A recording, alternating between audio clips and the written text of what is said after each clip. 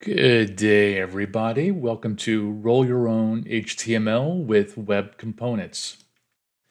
My name is Raymond Camden. I'm a senior developer evangelist for Adobe, focused on Acrobat services, also working with our Firefly services as well. And if you need to reach out to me for any reason whatsoever, you can find me at raymondcamden.com. Everything about this presentation, the slide deck, all the demos, you can find all of them up on GitHub at the URL above. Feel free to scan the QR code as well. But again, the demos you're welcome to download, play with, and try them yourself. So my game plan for today is relatively simple.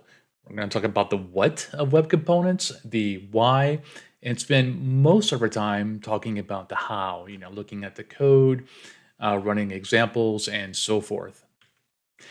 We'll also have some examples at the end, and we'll talk about some basic next steps for what to think about to do next. Now, I will give you a quick warning. The specs and stuff that I'm talking about today, they've been around for a while. But personally, I've only been working with web components for maybe a year, 2 years or so.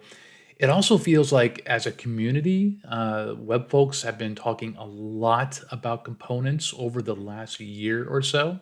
Uh, for for whatever reason, it just seems to be having a moment. People are really talking about it. And I will warn you that I feel like how we do it and the best practices and what's considered standard, I feel like that's still a little bit in flux. But that won't stop you at all from learning how to build these and start using them today. So let's start with the what. So web components are the ability to create your own custom HTML elements. And this includes, what you expect from the web platform and HTML in general. It's how something looks, as well as the interactivity of how that element operates. You will define this with JavaScript. And the basic idea, basic thinking behind this was first introduced 13 years ago. So like I said, this has been around for a while. It pretty much very well supported. There's a couple of minor caveats. There's one specific example that I'll mention that impacts Safari, but in general, you'll be able to use this and just not worry about it. So they've really come down to kind of three core technologies: custom elements, a shadow DOM, and HTML templates. So before we talk about like the how and start digging into the, how you actually build these things, it's probably important to ask why. So one item is that you get reusability. So if you've ever built a kind of custom part of a website and needed to build it again, having a component makes it really easy to kind of reuse that in multiple places. It also gives you a certain type of consistency. Now, of course, you can do that with just having standards for, always applying so-and-so CSS and, laying out tables a certain way. Web components will just make that easier. Also, obviously, frameworks and UI libraries. I'm a big fan of Shoelace. It's a UI library all built in web components. And I think that is a great place where you can see web components being used. Also, progressive enhancement. This is something that has gotten a lot of attention lately, but web components can be really handy to take standard working HTML and just add more stuff to it, add more cowbell, you can say. So I actually have a great example of that coming towards the end that I think will make it clear. So that was, the what and the why. Let's now look at the how. So first thing we're going to talk about is custom elements. Now, think about it.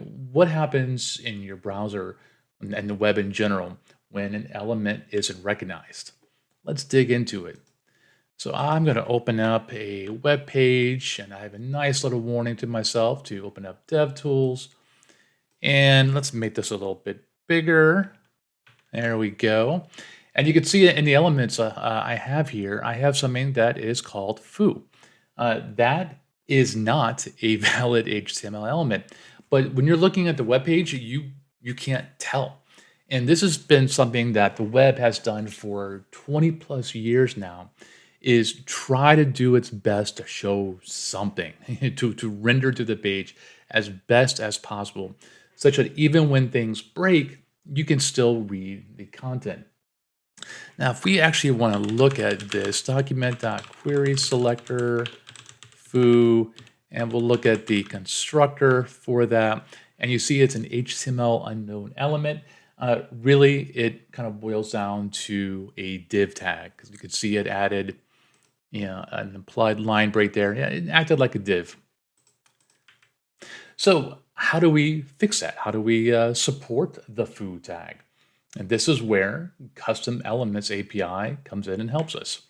So it lets you define a custom element such that you will give it a name, you must use kebab case, and you must have a dash. So we can't actually add a foo tag, but we could do a foo dash something tag. You will then define the JavaScript class. Now, I've been using JavaScript for a very long time since it first came out. And I know that it has supported classes for a while. It's not something I'd actually really ever used in production. And working with web components was the first time I did, and I had no trouble. If you look at this sample here, you can see that I am defining a class. I'm calling it foocat. I will extend HTML element, and then I'll have a constructor that always calls super.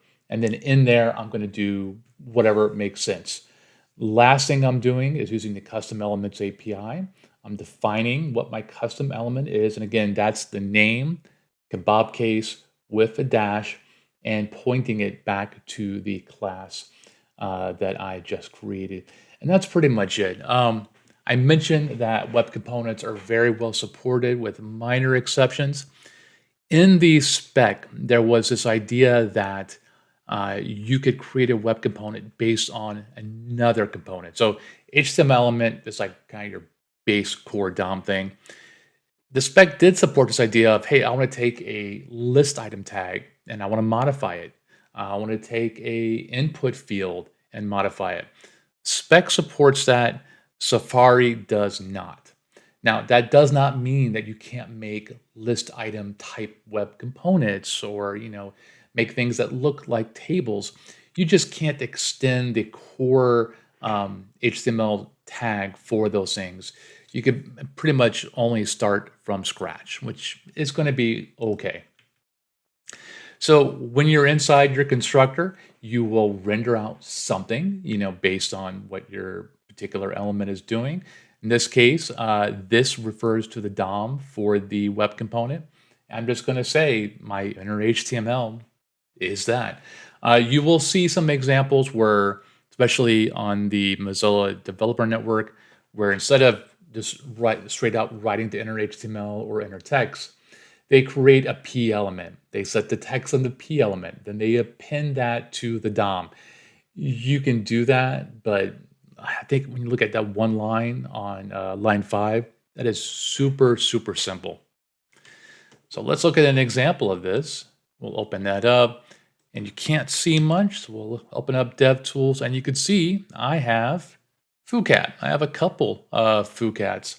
And if we go into the code for that, this is the HTML that you just saw. I have 2 foocats, and I have my script tag at the bottom. By the way, when I give presentations or do simple demos like this, I always try to keep it as simple as possible. Absolutely, you should be defining your JavaScript in a different file and including it. Again, I'm just kind of keeping it simple.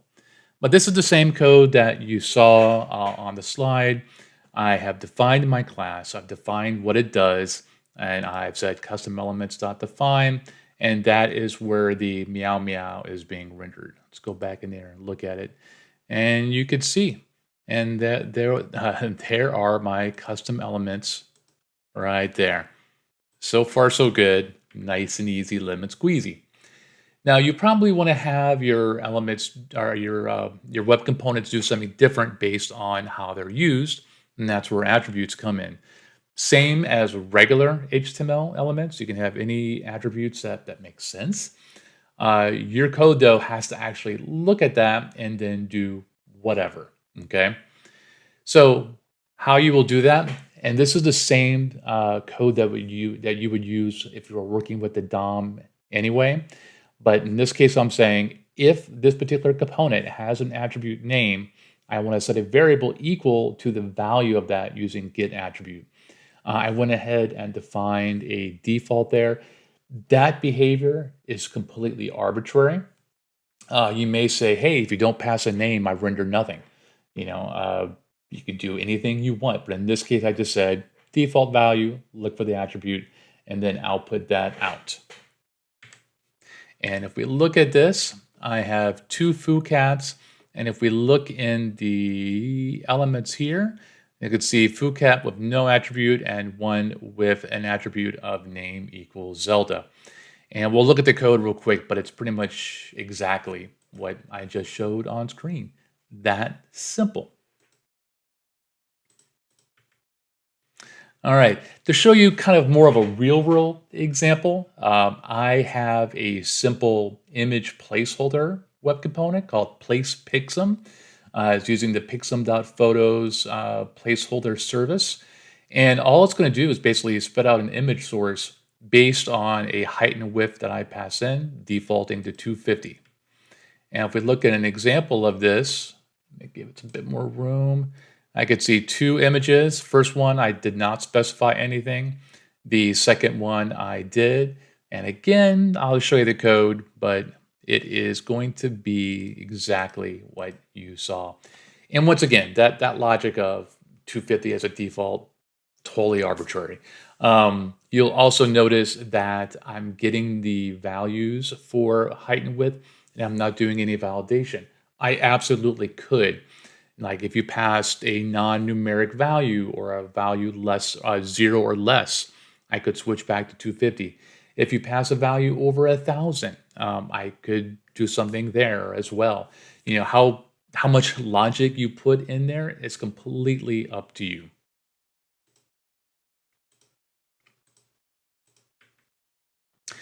So I said attributes are the same as regular HTML elements mostly. There's a little caveat on that, is that if your attributes can change, you need to write logic for that, basically. And you have to actually handle what that means. So it's kind of a twofold thing that you have to do. So the first thing you do, and you can see this on line 8, is my web component has to kind of broadcast out or say, these are the attributes that I care about if something were to change. And you will return an array of the attribute names that you cared about. You will then have an event handler, attribute changed callback, that gets past the name of the attribute and the old and the new value. And then you will do whatever, again, whatever makes sense for your particular component. So if we look at a demo for this, and that needs to be placePixum2, because my old bacon server went away, unfortunately.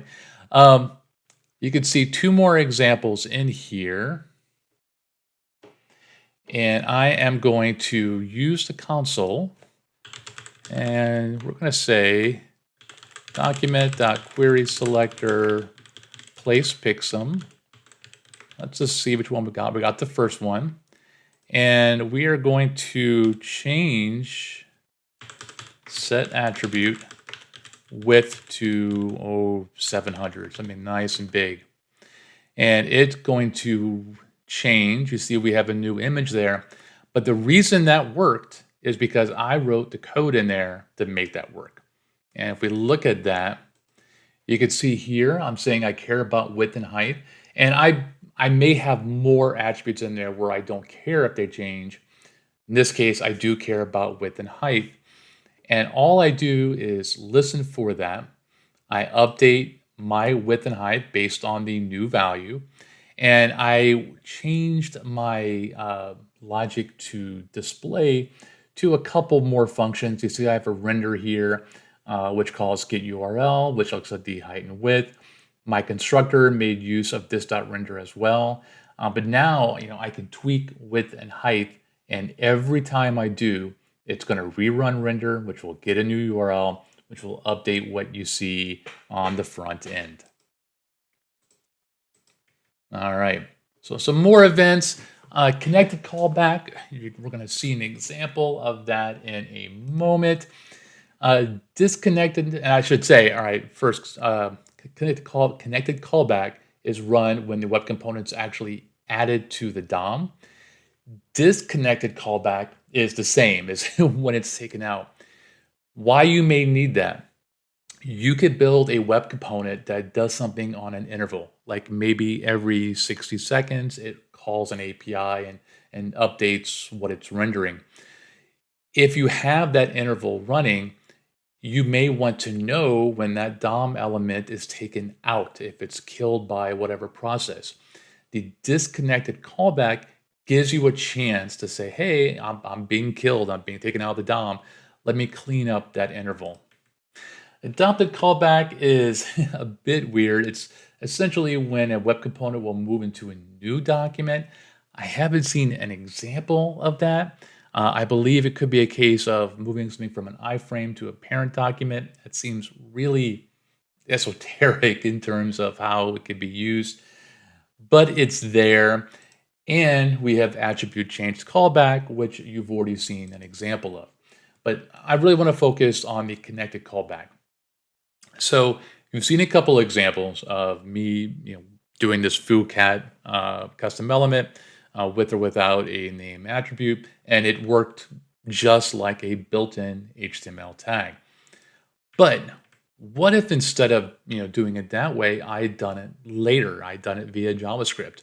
If I have defined foocat as a custom element, I could then make new ones. And you can see there in that second script example, and then I can just append it to my body. So what happens?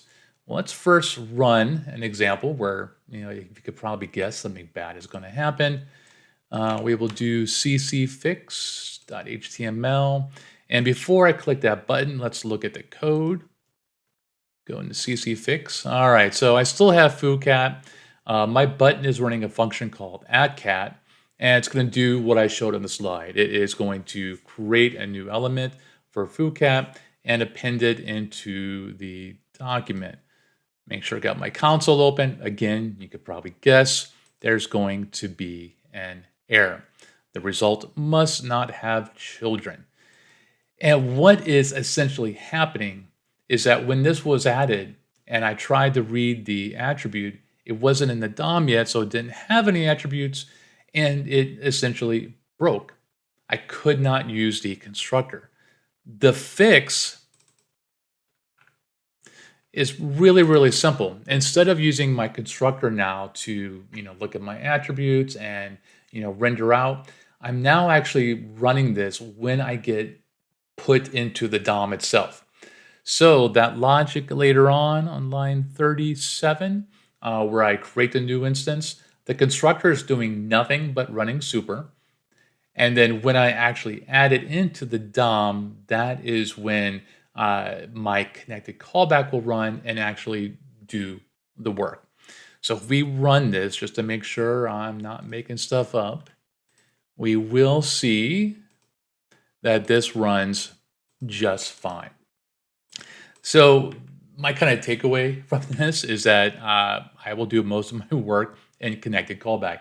If you look at like my very first blog post on web components, I wasn't using it, probably my first couple. And then I ran to this and I realized and just shifted my logic. I shifted how I do things, do pretty much nothing in the constructor. And, this is how we learn, right? So that is at a high level, the custom elements API. Let's talk about the shadow DOM. Not nearly as cool as it sounds. It is essentially an encapsulated DOM tree for your component. So if you kind of look at a web page as this DOM tree of body tags, div tags, p tags, everything contained within itself, Shadow DOM is going to be essentially an encapsulated version of that. You can actually hide this DOM from JavaScript. Don't really know why you would want to, but you can. And it will do things like preventing CSS leakage. So if you have a paragraph in your web component and the site using it has CSS defined for a paragraph, you could stop that CSS from applying to your paragraph that way. So you've already actually seen examples of this. If you do any of the fancy input types like date, color, file, and so forth, that is making use of the shadow DOM. We're going to open this up and go into Elements, and you will see, probably not at first, but I'll explain why, input type equals date, and you can break it up into a shadow root. So if you don't see this when you open up your DevTools, there's actually a setting that enables this. And let me see, they always kind of hide this. There is somewhere in here.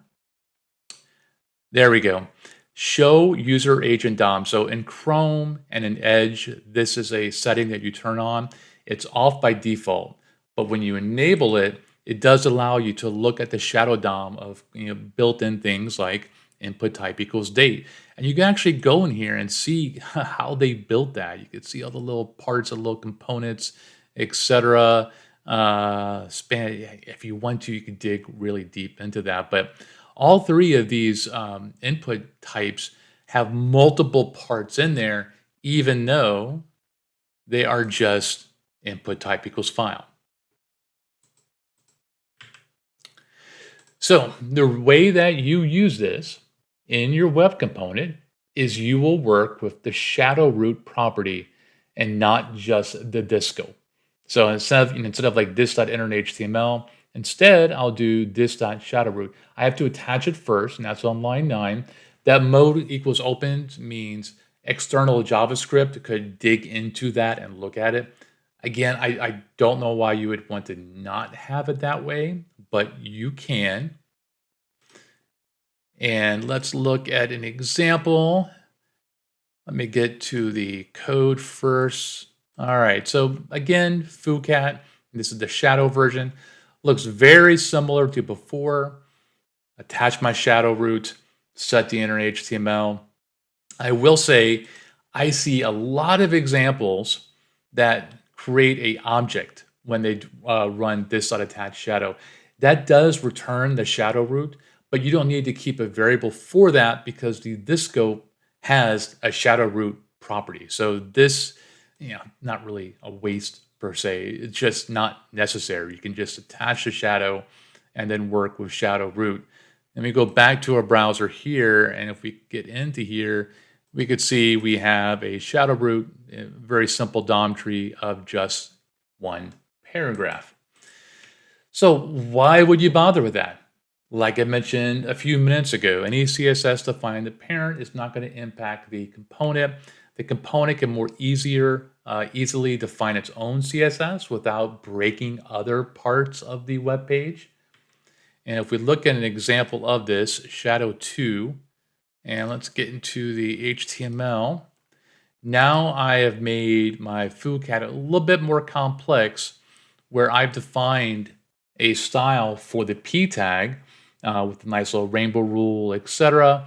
I've attached that style to my shadow root and then created a paragraph tag, set the inner text, appended it. And if you'll notice, I do have a paragraph style defined for the page of pink, but that is not impacting my web components. My regular p tag is pink. My web components are not. So if I'm building something that I'm giving to external parties, using this means I don't have to worry about any CSS that they may have created in their own site. Now, there are some CSS selectors that you can use in there. For example, host to essentially refer to itself in a more abstract way, or myself with a particular selector. You can even do things like, hey, if my web component is inside a table or something else, a particular selector, I may have different CSS for that. I'll show you an example, and you can see all kinds of colors there, but let's actually switch to the code. shadow 3. So I defined, get rid of that blank space there, a host context, and a host pink. Now, if we go back up to the HTML, I have foocat. I have foocat within block quote, and it's essentially going to pick up right there the particular CSS, and I use blue and red. And did I use pink anywhere? Oh, I did, yes. My third example. Again, too much white space there. This particular foocat with a class of pink will match that. And if we go back to the code, you can see all three in action. Again, I don't do a lot of CSS. I do the bare minimum. But the support is in there, which I think is really, really darn nice. It gives you a lot of power. So the third aspect of web components, HTML templates. The template tag allows you to define HTML and CSS that's not actually rendered to the page. Instead, the idea is that you can clone this and append it to the DOM. And typically, you clone it and change it somehow and then append it to the DOM.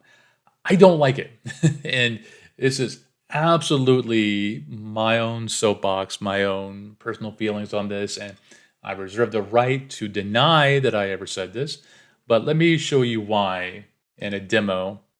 So we have template1.html. Let's get that code open. And what I've done is in my page, I defined a template tag. I give it an ID, my paragraph, and then I have a my paragraph web component.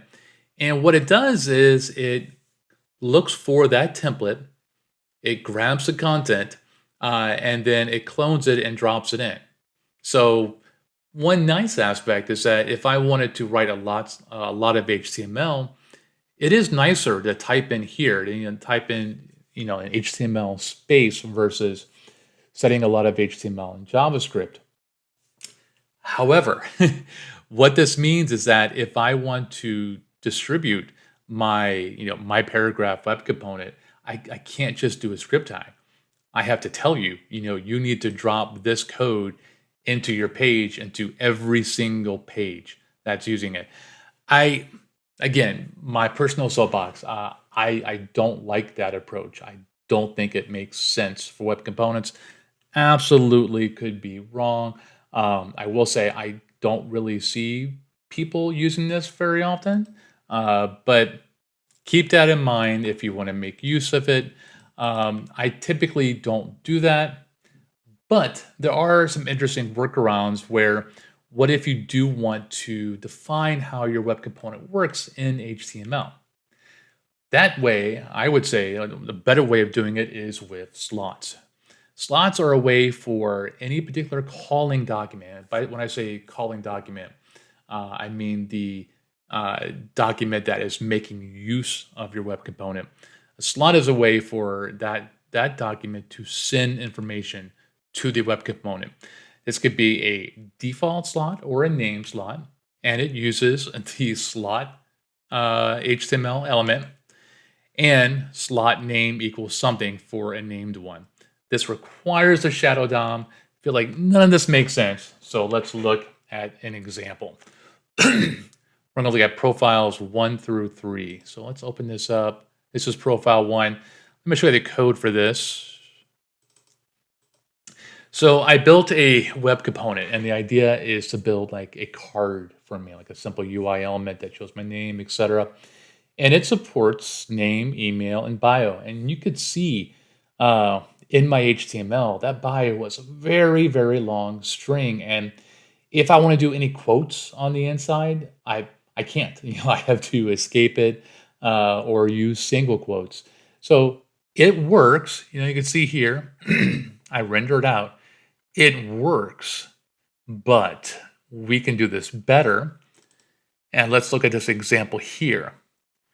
Let me show you the HTML first. So I still have profile card, but then I put some text on the inside. And what happened is back in my web component, when I have this slot tag here, When this web component is rendered, anything that was inside the web component goes into this default slot, and that is where it is rendered. Excuse me. And I have control over it. So, I put it after the email attribute, but if I wanted it before email, I could do that as well. So, I have the ability to kind of change how that's shown. And again, all this automatically just shows up. And let me just prove to you that it's working, because maybe I'm lying. And there you go. You can see my bio. You can see all that. Works really well. Third example. Hey, okay. Let me show this example for two reasons. So if you want, you can even specify default text for what would be in the slot. In this case, it's the text between the opening and closing slot. And you can see I don't have anything there, so I should see the default. Let's go to profile 3. There it is. And as you maybe saw in the source, hey, when presenting, hit enter. So I may have written my HTML like this, and now when I reload it, it's gone. The reason being is that default value in the slot's only used when nothing is sent. When I hit enter, I was actually sending one character for that slot. So it put it in there, put the character turn in there. So just keep in mind that if you are using this behavior, you want to make sure that you drop that component in with nothing in the middle of it. Now that is default slot. A name slot is basically, again, a slot with a name. In the calling document, you will refer to the named slot, and you can see it's just an attribute. So I have a p tag, and I'm saying, hey, stuff my stuff into the foo slot. And let's look at an example. And let me go here. So my profile card is getting a bit more complex. I have both named slots and a default slot. So I have a slot for jobs. I have a slot for books. And then I just have willy-nilly text. And what happens is that in my web component, I said, hey, I want you to put my bio on top, and then my books and my jobs. And notice that's completely different order than how I sent it. And that's fine. The web component got that data, slotted it the right way. And you could see there's my bio, and there's my books, and there's my job. So really powerful. I think it works really, really well. Let's look at some examples. So the first one I want to show is a PDF embed viewer. Adobe, we have this great Adobe PDF embed API. I'll open it up just to show you real quick. This is a free JavaScript library that lets you embed PDFs onto a web page. My web component completely removes the need for any JavaScript, at least, written by you yourself. This is kind of the default code for working with PDF embed, and that's not bad. That's like 10 lines. Essentially, I have a div where I'm going to drop my PDF. I load in the Adobe PDF embed library, and then essentially say, hey, when you're ready, create a view, point to this URL, and render that thing out. Again, 10 lines of code. You can do this in like 2 minutes. However, this is even simpler, where I've built a web component, I've script sourced it in, and then I could just do PDF embed. Here's my URL, and here is my key. And we'll open this up in CodePen. Let's give us some room here. And there is my embedded PDF. I'll make that a little bit bigger. And you can see this code, it's a little bit more fancy than what I've done before. This was when I was first learning, so you see I'm still doing stuff in the constructor, but I look for the URL, the key, height and width, embed mode, and all that. And I just essentially kind of handle doing everything for you. I did use connected callback as well. I use a little bit of logic to automatically include the library. Let's make that a little bigger as well. But essentially, if you get my web component, then and as long as you get a client ID to work with the library, it's going to be a lot easier to use.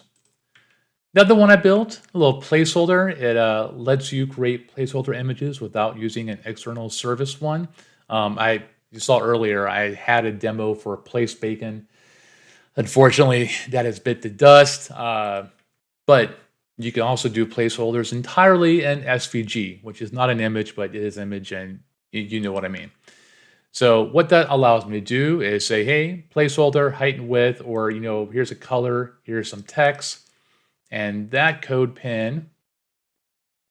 You can see if you focus on the HTML first, there's a basic placeholder, no attributes. I could then start specifying height and width, background, color, and text.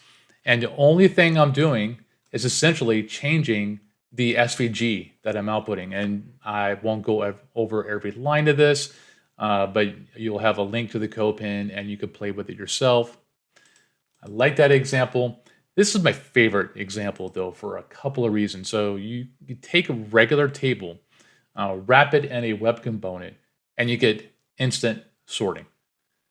And it doesn't break without JavaScript. I'll explain why in a second. So you can imagine a table, so a long table of cats, and I want to add sorting to it without writing any JavaScript myself. I can wrap it in a table sort web component, and that is it. And if we open this up in CodePen, there is my table. There is the HTML, and you can see I wrapped it. I did have to use an attribute to make sure that the sorting was done correctly. All I did was basically say, hey, here's a list of columns to sort numerically, one based, because we're humans, not computers, and the fourth column needs to be sorted by a number, not by a string. That's all I did. I wrapped it, and now I can click, and I could do sorting and reverse sorting based on my data. I really, really like this. I don't have a link in this particular presentation, but I built a similar web component that takes a super long table and basically crops it to 10 rows, and you can click to expand, which is nice because it allows you to put a big table on a web page and shrink it down. And again, if for some reason my JavaScript breaks, or let's say it's not loaded because of network conditions, this is a progressively enhanced web component. So that table still shows up. They're not broken in any way whatsoever. Again, I won't go over every line of code. I'm basically just going through and doing a lot of DOM manipulation, essentially storing a copy of the data so that I can sort and redisplay when I want to. I also have a version of this that adds, what does it add? Sorting, pagination as well. You can get pretty fancy with this, but I think sorting is enough for right now. Some next steps for you to think about. Just some more stuff. Web components can participate in forms, and by participate, what I mean is they could say, hey, when you submit this form, I have data, and I'm going to tell you what that data is because I'm weird and special and unique. I'm a special snowflake. So a web component could basically broadcast, when you're ready to submit, ask me for my data, and I'll give it to you. They can even do stuff like, if the user hits reset, I have special logic for that. It is not simple, but I have a link to a blog post on it. It's possible. I found it a little bit hard to do. There's also a upcoming spec called Declarative Shadow Root, where I encourage you to read more about it. I'm not going to talk about it today. Also, very early, I don't think there's even a formal spec for it, but there are people talking about, what if I want to define a custom HTML attribute, not an element, but an attribute, such that if I add a cow-bell attribute to a component, I want to be able to write JavaScript to handle what that means. I have no clue if that will ever see the light of the day, but it does sound rather interesting. There are multiple libraries out there. I have not used any of them, I'll be honest, because when I first started looking at this over a year ago, I really wanted to learn it the hard way, learn the spec, right? And I didn't find it that hard. So, I know that Lit, for example, has a huge following and people really like it, but I don't mind writing components myself. So I've not just felt the need to go into a library to make it simpler. I'll also talk about the fact that we do have some alternatives out there that do server-side web component rendering. Me being an old school Cold Fusion guy, this feels like everything old is new again, or everything new is old again. One of those. But for example, WebC works with a static site generator 11. I'm a big fan of that. But it basically allows you to write web components such that when 11 actually generates your final HTML, it converts it from a JavaScript-based component to just HTML. So it's something to think about if you are using those tools. Finally, in terms of who using it, big people are using it: YouTube, GitHub, Dev.to, and so forth.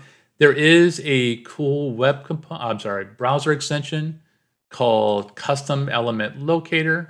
Oh, it may be gone. Well, there was one called Custom Element Locator. I'm pretty sure, yeah, I still have it. But if we open up GitHub and click on this extension, it will actually tell you the web components being used on this page. So if you are interested in how other people are doing it and want an easier way to introspect, you can check out this extension if it still exists. Who knows why it's not there anymore? And I will leave you with some resources.